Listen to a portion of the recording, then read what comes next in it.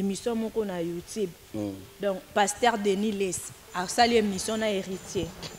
Bah invité on a héritier place musiko desi ba makambu moko ya bongo vraiment ba pasteur vraiment ya bon. Denis Les ici à Denis Les a souya nzambe te. Oh. Denis Les nzondo pasteur Tikabu. Balobi Bible lobi boye. Moi na zo belo te kopa mai na TV. Atubela. Moi na ye wana bi. Maman Charlène, Denis Les ya nzambe te. Oh. Na zolo bango. Na bien te pona finga ba pasteur awa. Mais oyo ya sala ka Bible zo biso on connaît l'arbre par ses fruits. Hein? Ba fruit ya Denis Les eza ba fruit moko douteuse. Ya liboso. Denis Les a même la biso nzondo.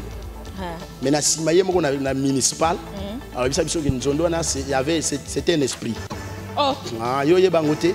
Abi eza esprit zela na bisayo. Que c'était un esprit. Oh kenda ozango na côté na bango ya mai ndombe pour que asala ba makambo c'était un esprit ba limisa ye. Denis Les mtaisa biso ki asibisa bato banini ba beki. Ba beki apesi bango ba $20 batana ba ya lokola ba coca. Ba douana ba bika. Alors batana ba tika ba beki ana po ba mona ki ba biki. Denis Les mtabeta biso masolo. Denis Les abeta biso masolo ki a meladi yamba. Ando meladi yamba azamu sala nzamba zo meladi yamba zo meladi nini abongwani. Mais abongwani ta réalité. Si le lot zo mona zo continue. So moni Denis Les na héritier batana be ba batandenge moko.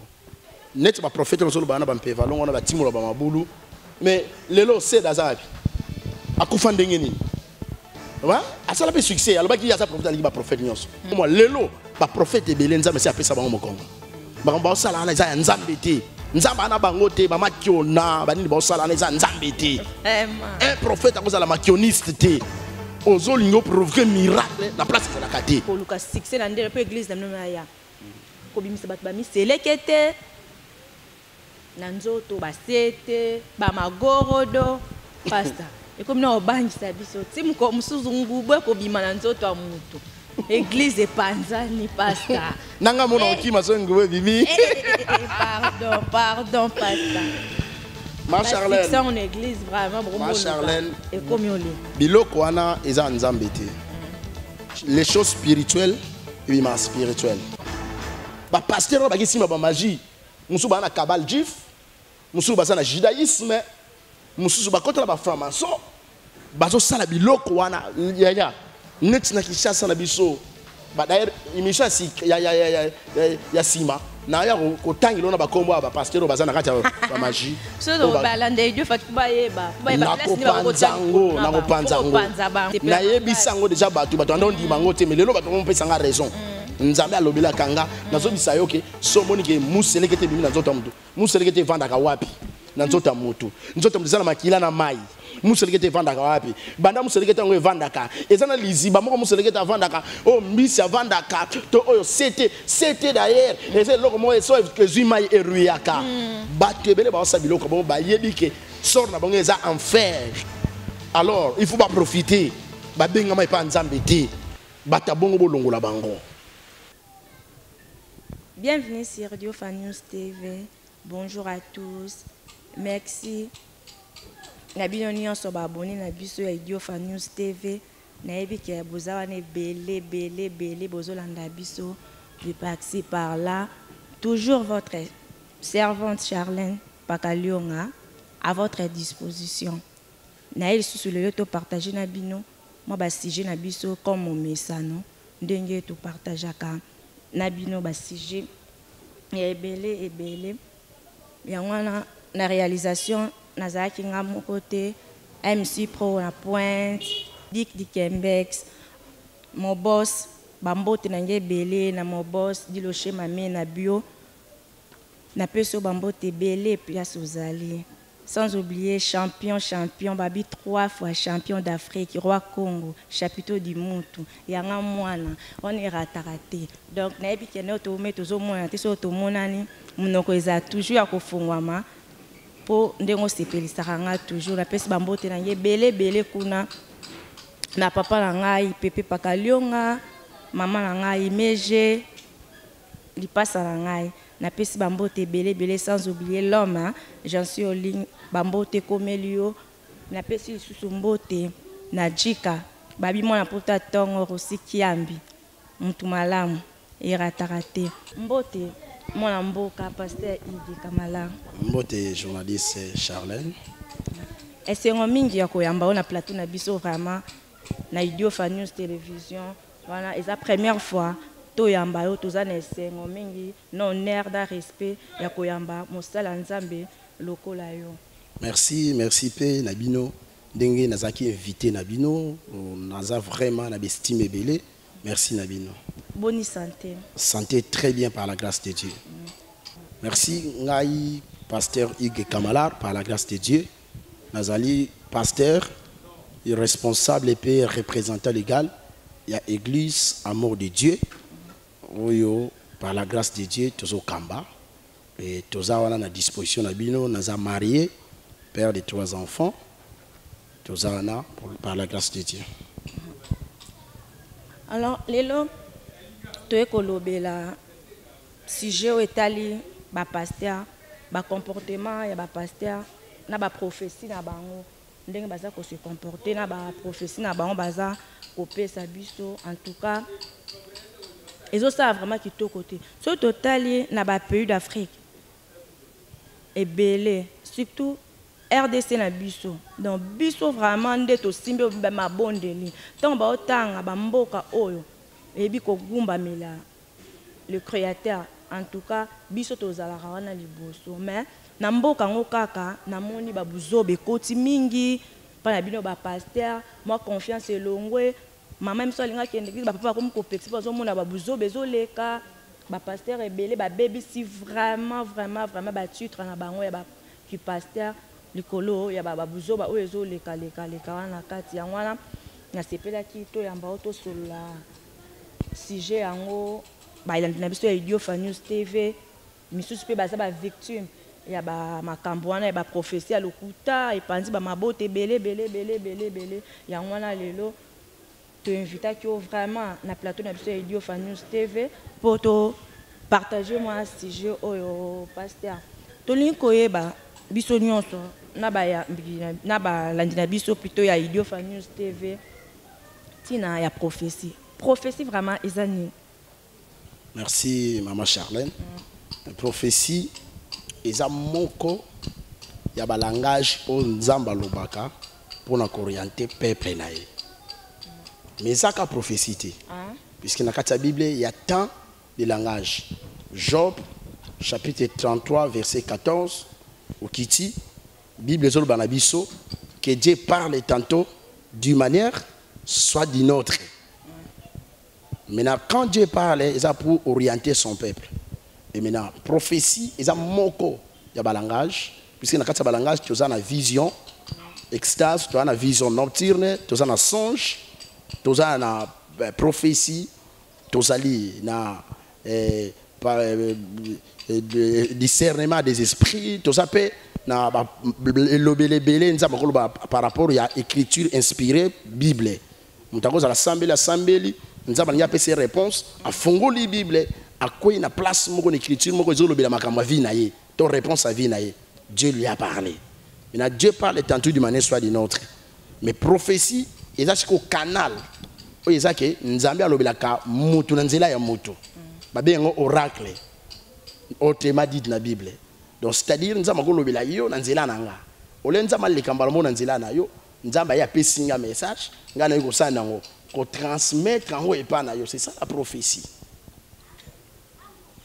Car la prophétie na ndo yo lobeli on a sens o lobi ke non parfois koko ya na ndoto oloti oyebisi mutu na yebite eloro nini o ekomi ko sala ke non ba bota lelo ekoma ko panzana ba prophétie obino ka ya ni façon bino bozo pese la prophétie ngo eza bien te bozo ba ko pese la bato prophétie ngo to lelo ke non ekomi ko panzo bana ba bime bele basimbi machette ba komba kulu na lelo ezaka ba fazer na kala to ando koyoka mais ba fazer bazali soute ba mwana ba komi ba kolona ezaka propos ka ya ba prophétie na bino o bino bozo pesa na oyo pesi o définir ango vraiment eza bien donc définir ango wana dans ça se retrouver nango mais pourquoi suko e baluki na ba sens monsieur komi ko panza mabota.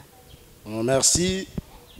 Prophétie normalement iko panza mabota ti mais ezande sikoyo nzambe pe beats na yeza apanza mabota te car beat nzambe ezalaka maboto eza na mabe ezo tambola mabe ezonga na nzela na ye oyo ezo continuer kotambola malamu nzambe apesa bango assurance pour l'avenir na bango ezala di nango eza malamu nzambe so apesa message ya mabe esa nango ezalaka te ata ekoya etoucher mabe na yo etoucher mabe etoucher ba péché na yo etoucher makamnyonso mabe osalaka mais suka nango ezaka nzambe pour ramener dans les droits chemins mais problème eza nde bato yo nde bazozwa ba prophétie wana ozomona bato nde bazozwa ba prophétie ba prophète à vrai dire tant que prophète azozwa prophétie wana au lieu azwa prophétie à transmettre en haut ndenge nzambe atindi à transmettre en haut ya sai nango à dévier yango à désorienter peuple c'est ça le mal.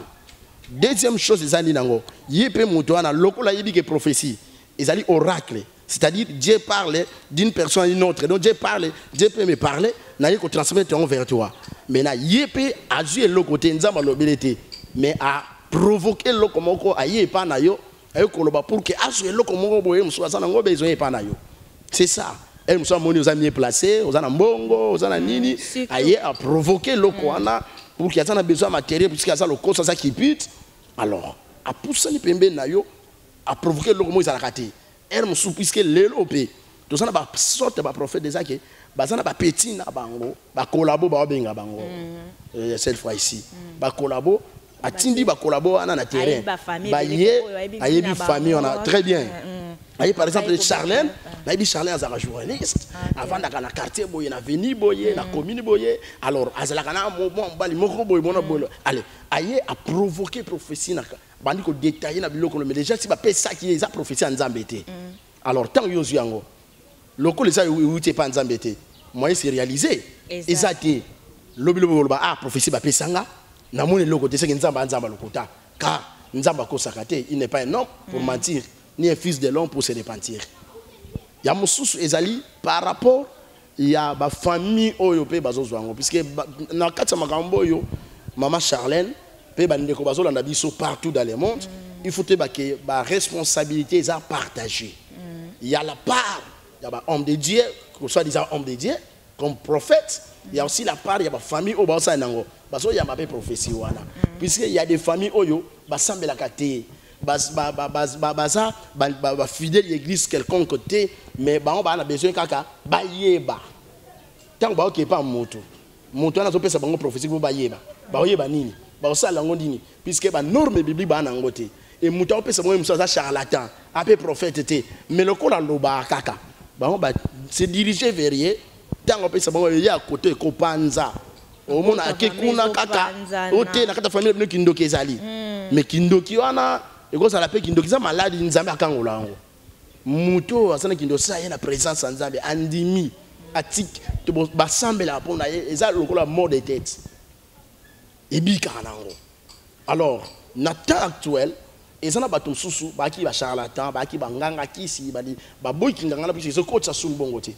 Bah c'est déguisé, bah comme il le colle, bah prophète, bah ça n'a pas d'église. Mimi soki au moins la église au moins la photo mon boye mususu ya chef spirituel mon ya kala batie bazo bata masima ba chef spirituel wana mususu ya kimbango ya taunda ya nani surtout ba biloko na mama mbiku di moza kote bato bakinda toke kotala kotambola na ibite so kotambola na bato bazana makolote siko ba responsabilité ça partager alors na kati mama mozo bisanga ça sujet mo mulai funa expliquer ngo bien pour que balandi na biso baye bango bien Bifou baye ba bien que prophétie nyon sota on nzamba pesa ngo nzamba pesa prophétie na 3 temps prophétie musoyo sala makambo leka nzamba so interpello ba mabe na yo ya passé hein pour que l'avenir no isa nango eza malamu na présent au bongisa pour avenir eza malamu makambo susu eza makambo actuellement zo le kanavi na yo to o ezo sama na vi na yo nzamba ye mso sepeli na façon nango te ay ko pesa message pour que o arranger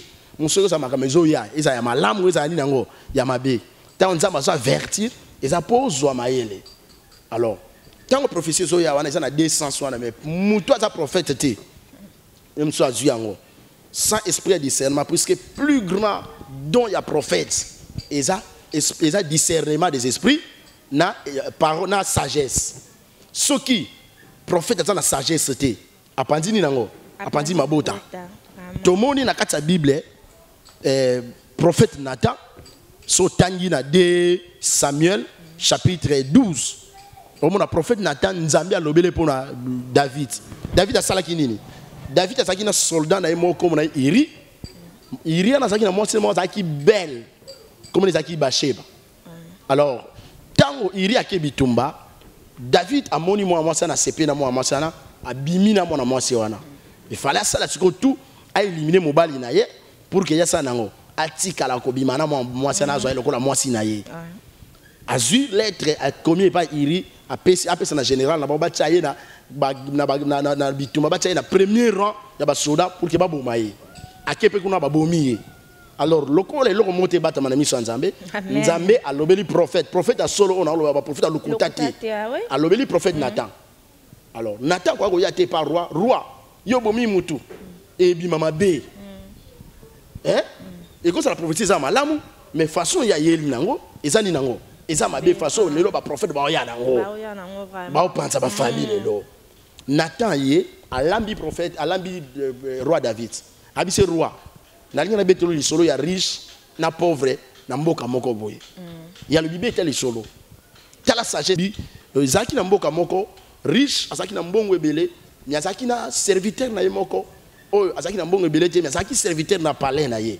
Alors il y a ça qui n'est pas niamebele bangombe ba meme makambebele azaki nango. Alors serviteur na zaki na meme moko o abana ko boko la yebi ke lobe ko sungaye. Mais tango ba paya ya nani ba ye ya riche ba ye.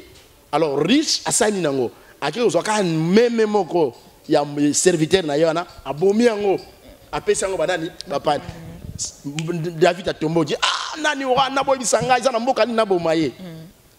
Alors, prophète Nathan a sagesse avec un roi Isaïe. Roi Isanga oui, tala na kati ya royaume na yo na soda moko soda na usi mwasi na ye mwasi no bomi mobali na bitumba mbala moko roi fukami alobi j'ai péché abali ko se repentir. Au moins toi ça a besoin de prophétie oyo et comme ba tu na repentance. Oui. Tu as besoin de prophétie comme ça ben crédule. Lelo ba tebele ba comme ben crédule. Parce qu'on dit que la prophétie est même à solo. Pourquoi? Puisque tu es abusé. Merci. Et bon, la prophétie, au moins, vraiment, moi, oye, maman a beau bien papa a beau azandoki. Peu en plus, pasteur a insisté au prophète, a insisté donc il faut kaka au kitenda ko wala ba parents non bazo sala o boye ba bosani même tanzambe na likola loba ke no ba parents baza ba nzambe na biso asi tangu déjà moi no sala art wana o bangi kaka nzambe waza likolo zo mona ete po bible pe loba bongwa o aza likolo nga ozo mona nga ozo mona ozo banga ete e bongo o nga aza likolo ko banga nga. Merci.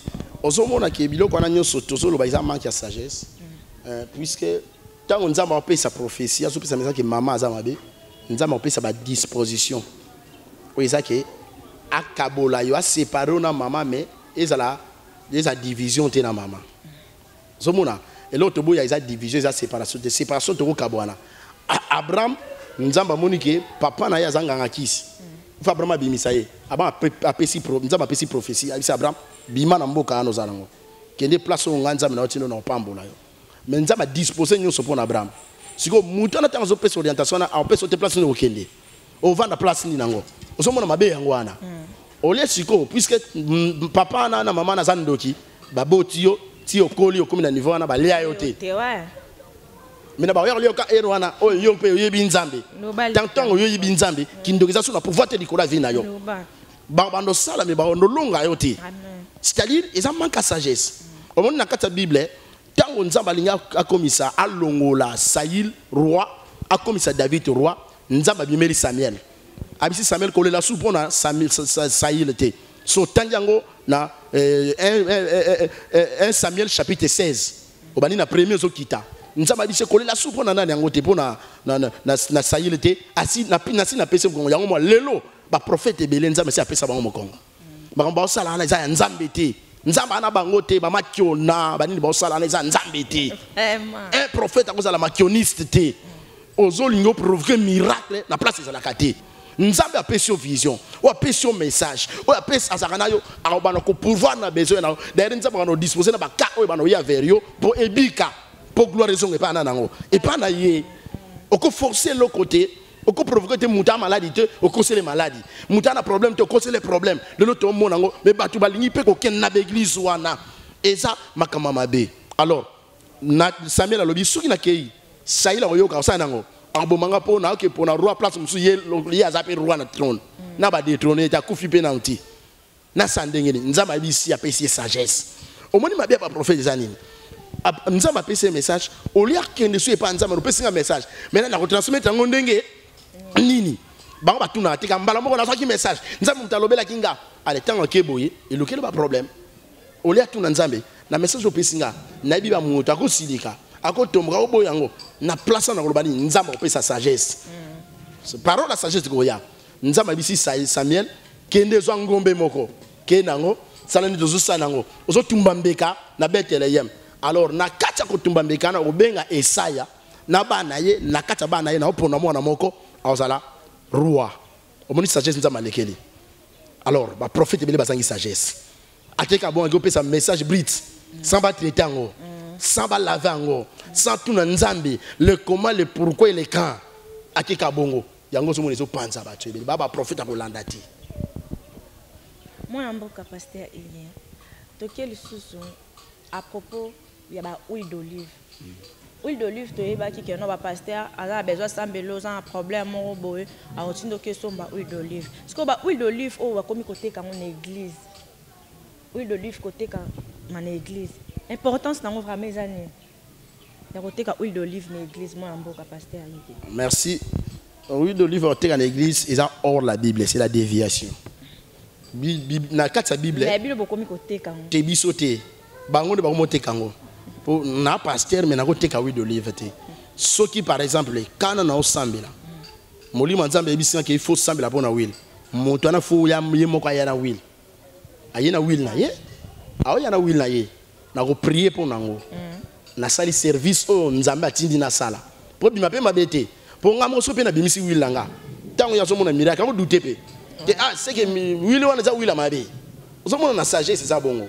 Maintenant nzambe alobi boye. So tangi na Jacques chapitre 5 verset 14 ozo kitana se bi besoin biso quelqu'un parmi vous est malade. Il appelle les anciens de l'église. Les anciens de l'église prient pour lui en loignant d'huile. Au nom du Seigneur, la prière de la foi sauvera les malades. Alors, nzambe alobi te ke bateka huile. Côté kawili c'est eza eloko moko abominable biloko nzambe bateka kango te ozo yoka biloko wana eza commerce bato bayo sango na kati église so moni prophète moko pasteur moko aoteka huile aza sou nzambe te vraiment eza comme commerce huile bateka kango te muta ko yana huile na ye osambeli pona ngo sali service on nzamba tinda ki osala c'est point être ici li donc contexte ça kaka ya yena huile na ye yo sambeli pona bo yo za na nzambe ya yena will na ye tango nzambe alubi za kamero za maladi esinga will esinga ba yena will oyena ngo ezateke will wana ekoma yote will nanga yanga eleki ba ute will nyonso za will ba ko consacrer ngo po ba consacrer ngo eza na formule moyimba on nzamba pesa n'exode po ba consacrer will ba prier pour ngo alors que will wana ekoma will de l'onction de l'Esprit Saint. Mboka pasteur Elie namoni de l'église commune avant oyo kutande biso équipe momba idio fatili ndenge toye boy ya idio fa news donc avant to kutana au pasteur il faut to lekana nous pour to sombi kae basel biso moi fiche pour kokota avant to kutali na yo moi mboka vraiment est-ce que système mona o bokomi ko sala et pas bato avant muta kote aya kokutana na yo muto za na pasi parfois aye ne pas de solution pas na yo mais bokomi ko senga mbonga bakaye ya ba fiche ba se les fiche va kutana na passe va pe kutala kutana na yo wana pesi na libanda yo mo fo susu moi mbongo moko baloba ya prophétie ya prophète là ko loba makam fo boa kele mo mbongo lisusu kuna siko tango muto za problème na ndako avandi kuna asa église basala ngo pona biso to ya kobika kat na église mais oya na etonga boy e komi susu mbongo siko pona bato bazala ngote te éviter sur cette église vraiment beaucoup mis en nini mon mboka pasteur Yves vraiment Loba vraiment pour oh, merci maman Charlène. Nazolo bango très bien. Il y a des serviteurs de ventre. Il y a des serviteurs appelés par Dieu. On dit benga, il y a autant en ventre n'a été. Il fait d'abord l'œuvre de l'Éternel. C'est l'Éternel qui va les payer. Besoin de la matière, chercherez premièrement le royaume des cieux et sa justice. Tout sera vous donné par-dessus. Maintenant, ils ont batébélé. Le col en zamba benga été. À côté, nakata makamo oh il est allé moyen zamba zo soina ye. Et ça peut être. Maintenant, il faut comme ça escroquerie. One is escroquerie pire et simple. Moutou na nzambe avant kutana iko bako juger l'autre côté. Mais moutou a s'enseigner. On nzambe puisque baloba on se présente pas mes vies devant l'Éternel. Sotinga na ibikena na 500 francs na 1000 francs. Loko na yokutana musala nzambe. Na kupese comme libonza. Saïl pe bampunde bungi fala kutana Samuel baki na yelo côté yarbine yelo ko zate mais serviteur na habité deux derniers za awa. Batika na moi msou 200 msou 2000 francs. Ba ekutana prophète et ça que prophète avec Jacambongo. Mais loko les principes bibliques loko ya normal. Wana te wana za normalité. Oh bazo exigent les normalité. Non bon oh ekutali na ele bo solo li moi au bois tout mo eloko na panier. Wana za selon ezuinayo selon zelena puisque na quatre églises to ça na ba riche to ça na ba oh pe ba na ramogo boye équilibré musube ba très pauvre. Et musa ça le loko pété. Osomona ti barish bako za avantage ability barish bako za avantage ability bango nyonso on comme ko côté là ko ba pasteur ba riche vraiment maman Charlène nazo côté là ba pasteur té ya biso ba bola o nazo côté là ba pasteur té mais nazo loba ce qui est normal on se comprendre na quatre églises tu as ba rang social nyonso mais batu nyonso faut nous avoir la même catégorie puisque muto ça na amo wana isa na nango ya nzambe. Maman nazo bisayo na quatre églises batouana nyonso bazoya bana besoin okuta na nzambe baza tokozoba na même catégorie quel que soit niveau mbongo na bango na église mutambongo na mutambongo te bango nyonso baza ba fidèle bana besoin ya royaume ya ciel bana besoin ya encadrement spirituel na sia mabele oyo toko kabolati wana yo longa mon selon ngapela mon wana ozoloba pokaka toza liboso ya idio Fanius TV ba te nazo makambo nazo loba biso no to sambela ka papa toza pe ba église to kendaka mwana mboka to kendaka ba église soki ozana ngote ko batie panier wana o azana offrande ya 10 aya rozwa lipambo la munene ba mo kabolo so lipambo li selon bozwi na yo selon bozwa kabolo o azana 10 do ya kozwa o azana bonga mna yaki na kala mo 500 francs na tena na poche. Ngala zobisa maman Charlène ba question za yo ba réponse za ngai na boyi te ngana zobisa oboye soki mutake na kategisa bongo amoni bongo abima abima na église bongo za église lokuta balanda idio Fanius bozo landanga ngana zobisa bino soki okoti na kategisa omoni ki bakoma okabola bayambaka bataboye longwa biso avant toi on sala l'émission obenginga na biso nini na ke kambo na ke sambela bona moto moko na ke côté kuna moi nazobela azan hôpital mais mbongo po baso ngisema kile sa nango exact ngana binisi mbongo na poche nanga na pesi ba ça ba pesi baso ngisema na makila mais ça mon dit église par rapport à race sociale ya zanango et ça par rapport à compassion ya fardeau on nzama pesa biso to sa musala il faut maweza la kata ba pasteur bolingo faut za la kata ba pasteur ba passer bana bolingo te bolingo na ezaki bumuna bino moko intérêt na bino mona ba famille na bino yango na ebisa ki très bien ba étranger ba keno na ebisa ki très bien que pasteur nyonso oyo abenga mana nzambe atala ki intérêt te biso to futela bana musuba mbongo minerval to zo ezana ba veuve mususu zo mo ndambu ya ndambu mbongo nzamba opeso na ndambu wa to zo ana o soutenir pe veuve o soutenir mutana problème ordonnance musu payer o pesi pe mo exactement to ça na ngwebele mais muke o nzamba opesa biso na muke nzamba opesa biso to soutenir toza pété que pour te eza niveau ana te batebele ba sabilo ko ba yebi ke sort na bango eza enfer alors il faut pas profiter ba benga mai pa nzambe te batabongo bolongola bango longola bango mso moni mutabongo prophète abongo avant na salo prière il faut mbongo so mbongo na kokisa mi moyen na salo prière et ça te biloko wana maman Charlène na biso bandimi otoyoka ba fidèle toyoka émission o ba fungola matoi ba yoka eza te ke nzamba sala ka pona mbongo te bato suba na mbongo te nzamba simbi bango apamboli bango apambola bango ndenge nini nzamba kutana mutu lokola Mephibosheth mawanzambe yango mawanzambe na ti lelo mawanzambe na ti lelo ezali na ba pasteur ya solo ezali ya lukutande ezati ozoka maramu nazo isayo siko soyi mutaki na kati église problème ezake ba choix ya église so bato ba opona eza mabe ba so ba choix mabe ba okina bato ba serviteur de ventre ba serviteur de l'éternité nzamba benga bango te ba ko sa commerce na bango ya lingala ta kitoko ali ya kitoko a rouler malamu e omona église tout de mso na lopango te église mso na boyete mais ye aza bien à chaque partie à l'église banda des années na yebi ba passer mso ba escroka bato bambongo ba liango l'église zaka inachevé batonga ngo te est-ce que manka mbongo ya manka mbongo te est-ce que bato wana bana bango ba pesa mbongo na te ba sa musalana ba pesa pe mbongo mais bazo kende nango na bandenge mususu yango nazo bisa yo baza pona ba intérêt na bango so moni mutabongo et pasteur abongo longwa na église na ye longwa na église eza nzambe te eza ye longwa na église wana luka église ya nzambe ya solo mwana mboka pasteur iye namoni nazo kapasi pe ma po biso no toza ba créateur mais ba créature plutôt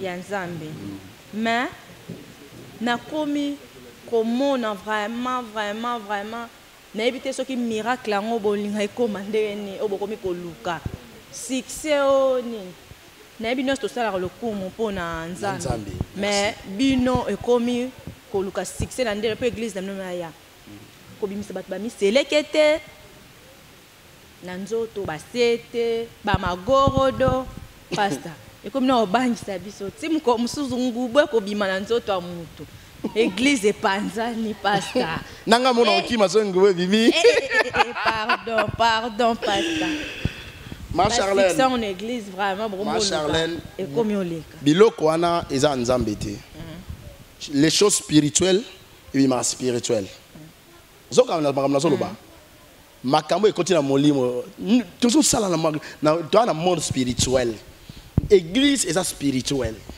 zoka Dieu est esprit Bible soit biso na Jean chapitre 4 que ceux qui adorent Dieu doivent l'adorer en esprit et quoi et en vérité vérité zangi batu ba pasteur ba kisima ba magie musu ba na kabal juif musu ba na judaïsme musu ba kota ba franc-maçon bazo sala biloko wana ya net na kishasa na biso ba d'ailleurs émission ya sima na ya ko tangilo na ba kombo ba pasteur bazana kati ba magie so do balande Dieu fatu ba yeba na ko panzango émission ya sima tango ya na obeta masona na obisa bino na vision monza mapesanga na 2007 na ko expliquer ngo ndenge ezalaki lelo ba réalité na zo salema lelo na yebisa ngo déjà batu ando ndima ngo te mais lelo batu mo pesanga raison nzambe alobela kanga nazo bisa yoke so moni ke muselekete bimi na nzoto mutu muselekete vandaka wapi na nzoto mutu nzoto muzana makila na mai muselekete vandaka wapi banda muselekete ngo evandaka ezana liziba moko muselekete avandaka o mbisi avandaka to oyo c'était d'ailleurs ese loko mo eso ke zima eruyaka soki zima izo ruye ya so zima izo sani nango ezo ruye maintenant soki eloko lokola c'était kotio lokolo govimba yo il faut pas que tu aies na tétanos maintenant bato na tétanos eso akabango tendenge nini lukuta eza judaïsme tunanga judaïsme eza nini judaïsme eza chance moko ya bato ebandaka na Égypte ce sont des juifs au badman d'Égypte badopta façon oyo Moïse ando nzambe anosala Moïse na ndenge ya solo nzambe azosala Moïse bona ko démontrer pharaon que Moïse aza nzambe peuple na baza nzambe faut babima na kati Égypte nzambe utiliser ba manière nyonso nzambe koma ko sala ke magoro rebimi na kati ba mer na kati ba mai na bango e kotishi na ba ndako ya bato e bandi ko suwa ba sauterelle biloko ebele maintenant bango bazwa ngo lokola chance na bango na ndenge moko ya mabe eza controverse bakoma osalela ngo bango nde bakoma ozwango bakoma sala ngo bakotsa na banzota bato biloko na bamimisanga na banzota bato ozoyoka bamimisanga na banzota bato eza pe na groupe moko ba prophète ba faux prophète ba otambola ba jour baza ndenge nini ana ba petit na ba petit na ba zo mi selekete ba tienne ba sac landa mamuna so iso très bien pour monde za ko beba fongola matoyi bandeko ba yokanga très bien aba continue na kata ndako na bino ba kanisi bino misu kanga misu babandi prière minde za bo nzaba o sala pa ba beti muselekete na se sanango apantani tanga ko ya pantani ba biso te ta muselekete bimi na nzoto nayo ta muselekete yango bando déranger bino ba ko sabino biloko nyonso ndako non bon ba ko sabino biloko nyonso ndako ba ko sabino nyonso ba benda bino mbongo ba ko sabino ya TV ba ko sabino pasteur Hugues oui to mona vraiment ba télé les attaques ndoyo ba o mona vraiment ko muselekete zo bima miso bato zo fondo ta la miracle ya beti bo eza lukuta akoyi ya beti bo muselekete ko bima te mwana maman Charlène oza journaliste makambo na loba awa notango très bien musete na nzoto muteko va ndenge ni pile na nzoto muteko va ndenge ni OK na quelque part prophète abimisio a suit place wana mino desna ota ko la lobby na TV église na bande église un prophète ayi bazo lande bazo yemba ba prophète wa ya pevalo bazo beta bitaratara bazo yemba akebimisa loboko wa mutu esimbi ekeko moko be loboko wa mutu kama esimbi ekeko loboko benya ya mutu bobino moko frère oui eza lokuta biloko na ba moto basala kango mama biloko na ba yaka nango net ba prophète no solo bana ba pevalo ngona ba timola ba mabulu mais lelo c'est dazabi akufa ndenge nini wa asala pe succès alors baki ya sa prophète ali ba prophète nyonso hein bato bando landa ye bato suna ba poto na ba wapi oui donc ba bilanda landa ba o landa pe ba o seme pe ba zo kia pe pa na bango zo sambela pona bango asuka abi akufa ndenge nini eza ba magie musesa ba nkita famille ozoyoka ba zo ngo ba famille za ba biloko na ba pesa bango po basala nango basala mbongo ye ba bien que na kata bible Actes des Apôtres chapitre 16 babeta di solo ya Paul na Silas. Mais il y avait une servante, abanda ko prophétiser, balobi abando prophétiser l'esprit yani nango. Il y a Python. Ezaki ensemble te, mais ado pe sape prophétie ba doit mon pesa réel. Aloba pe que Paul na Silas, baza ba prophète nani ya Nzambe. Bolanda bango bazo te ya nzela ni nango ya salut. Mais ba prophétie na source nango ezani nango. Eza mabe problème sur ezani nango, source ya prophétie. Mundu so pe prophétie na source nango eza diabolique. Eza Nzambe te, moi ça be fait positif ezate. Et là, on pense. Et là, on bébé ça. Donc, ndenge to sabwe, et ça na ba mususu, ozo lo baba sanze baba sala nzambete. Neti ba tse bele baba sala nzambete, ba oba bo na ba tombo ma. Baba sala nzambete. Babilo kono ba sala na isa lukuta. Baba sala nzambete. Sete ko bimana nzoto amotote. Ngolo sala na liziba. To na poto. Ngolo ko bimana nzoto amotote. Eza judaïsme, bana ba livre. O batangaka. Baza déjà initié dans la biloko wana tant que ça ba biloko ne so bim ils ont salema c'est ça des miracles moro mafieuses ozoka et ça ndenge mona makiona obi makiona na yebi onte pa makiona izali par exemple ngana za pasteur ndenge za boye na suis frère moko aza aveugle mais a commis aveugle ba o tambu ba o simba et puis aye na kati église tango ba to prier na bi avec a komona na simbiye oh namoni a gagné namoni yango na makiona eza ba miracle solo te ya ke pese la bambongo mais ba to landa ngo so mona na ba télévision on a pe begisa ngo tonda ba pe bayaka mais na émission sima na biso ba to so bayaka ndenge nini mona mboka pasteur ile question na ngam susu eza bu pasteur biso ba oyo tozolinga tokima masumu masumu tokima bino nde bote ya biso po to changer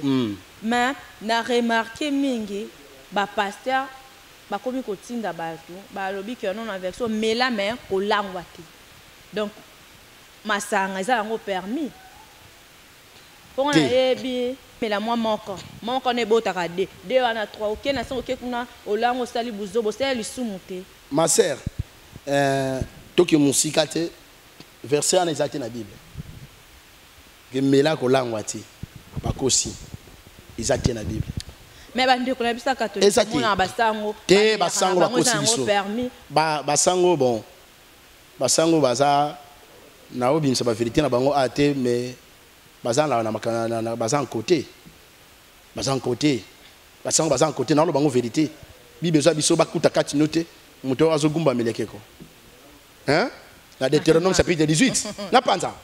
Papa, on l'a qui de emballasima. Mais biloko wana eza malamu te. Ba kolanda ba vérité be. Bazo gumba mela bikeko. Tu prends mela masanga eza un problème te. Mais mutai bisote ke mela olangwa te. Pona kata ko mela na ba sekela to ebite capacité ko mela na yo, hein? Ya tener na izala ndenge nini. Ozomona? Eza na mususu meli mulanyi moko alangwe te. Mususu ka moko mususu ver moko. Bolali bomonse de bomone ya na mazana mabele. C'est-à-dire qu'on met les âmes à la montée. Dans la Bible, Noé a mela, nasima ko mela naye, a longoli bilamba, bumba na ba mona, ba la kela menini. Mabe moi na la kela mabe, mama mo na ke ko mela les âmes mabe. Pasteur ko mela masangate, moi na nzamba ko mela masangate. Proverbe chapitre 31, Bathsheba a sopé sa conseil et pas Salomon lobi, muta sa élevé, muta sa prince, muta telema liboso batu, muto donc batunion soyo moi na nzambe okomela masanga te puisque nasima komela masanga obosa na loi yo mate mutameli masanga papa ameli masanga mais akomi na kwe moko ya veni ah bandiko bimisa bandiko suba na misa bat ya bana yebite bana bazawana a perte de contrôle muto samela masanga perte de contrôle so moni passer azomela masanga asu passer na malamu te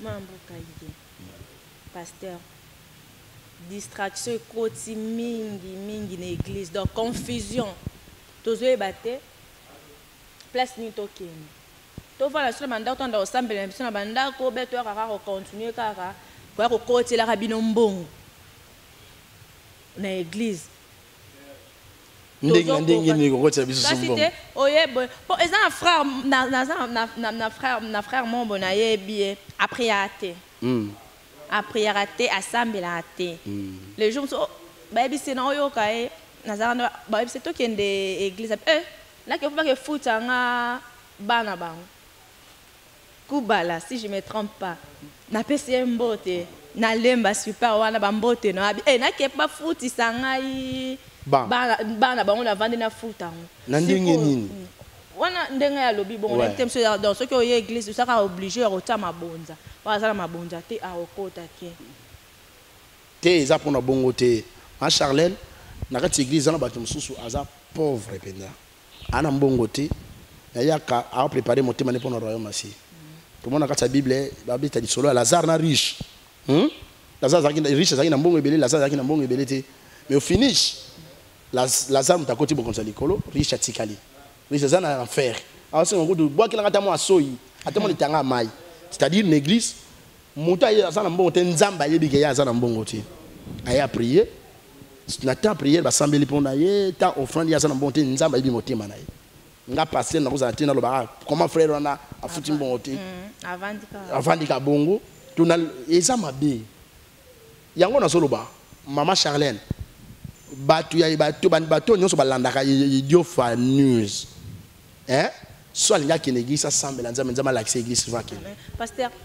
question na ngai ya suka poto komi moi ko chuter presque à la fin émission na biso vraiment les autres ça la passe na oti kolanda émission moko na YouTube donc pasteur Denis Les a sali émission na héritier ba invité ba on a héritier place mosiko desi ba makambo moko ya bongo vraiment ba pasteur vraiment ya boy Denis Les ici Denis Les ça sou ya nzambe te oh Denis Les nzondo pasteur tikabo balobi Bible lobi boye mwana zo belo te kopa mai na TV atubela si mwana ye wana bi mama Charlène Denis Les ya za nzambe te na solo bango na bien te pona finga ba pasteur awa mais oyo ya sala ka Bible zo biso on connaît l'arbre est passé fruit hein ba fruit ya Denis Les eza ba fruit moko douteuse ya liboso Denis Les a même la biso nzondo mais na sima ye moko na municipal alors biso ki nzondo na il y avait c'était un esprit yo ye bangote abi eza esprit zela na bisayo que c'était un esprit kenda ozango na côté na bango ya mai ndombe pour que asala ba makambo c'était un esprit ba limisa ye Denis Les mtaisa biso ki asibisa bato banini ba beki babeki apesi bango ba $20 batana ba ya lokola ba coca ba toana ba bika alors batana ba tika ba beki ana po ba mona ki ba biki Denis Les mtabeta biso masolo Denis abeta bien masolo ki amela diamba ando me la diamba aza musala nzamba zo me la diamba zo me la nini abongwani mais abongwani ta réalité ti le loto zo mona zo continuer so moni de nilesi na héritier watana be ba batandenge moko ozoka basé belé basa batandenge moko na ndeni bana kasi ebongo bi batandenge balobi ba o basa batandenge moko watana be pas akara mutu te héritier watana be aza musicien zela na bisayo héritier watana be aza musicien o asala ka mokili ayemba banzembo ya mu banzembo ya batu ayembela ka créateur te ayembela ka nzambe te so denilesi na ye akete ya ye po abonga motema basale mission na mission na édifier peuple nzambe na nini toke tout droit au bas et que édifier peuple nzambe na l'autre côté et l'autre so édifier biso te na mato na biso to ka ngote denilesi asa ndenge mona héritier watana be ba batandenge moko ya pile ma distraction kolanda bango te lelo ata denilesi to na ba prophète mususu o ba gomo bimisa bato bambongo na ba poche o ka bango déjà so ba bingo na téléphone ici maman qui na poche oui bien ça na baraka si je me trompe OK pasteur on va kende ko escroquer na braza très bien baba baza ba pasteur ya lokuta ba prophète ya lokuta baza na nani évêque moko monseigneur moko za na kauka mta pesa bango ba porte-monnaie magique ozoka mamlo so isa so que vérifier yo za journaliste on vérifier na kauka wana ba biso monseigneur moko za na boyi na tanga kombo na ye pour ezate ki yo na sali diffamation na sali boyi monseigneur moko za na kauka apesa bango ba porte-monnaie magique ba jour so ya omona ki ba professeur ba no sala binaki tala na ndako na yo mona boyi omoni yango nzoka nde eza ba porte-monnaie magique wana zo bimisa mbongo bazo cibler bato ba esprit faible basala ba biloko na bango bongo ezali ya nzambe te baze ebele baza ebele ba pasteur lokuta batonde ebele na mboko ya magie batonde ebele na mboko o ba tense o ba na kati église ba liaka na bandimi o mona église ba kufa pamba il faut boza mayele na bango baza ebele ba faux pasteur baza ebele mususu mona yo azaka ami ya nana yango ya matadiki bala pasteur oza ami ya matadiki bala